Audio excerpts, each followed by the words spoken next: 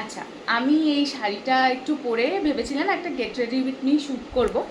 এই যে এই শাড়িটা সবাই মোটামুটি পরিচিত এই শাড়িটার সাথে।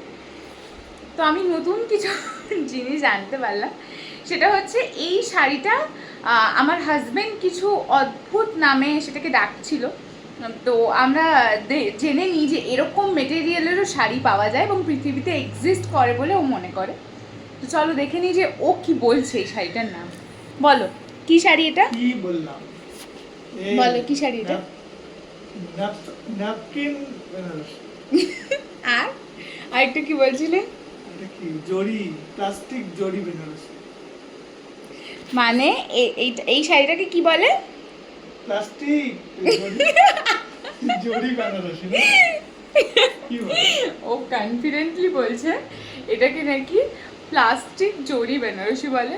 তো আমি অবশ্যই পরের বছর এরকম মেটেরিয়ালের যে কোনো শাড়ি হতে পারে, এটা যে কারোর ধারণা হতে পারে, আমার তো এটাই ধারণার বাইরে ছিল।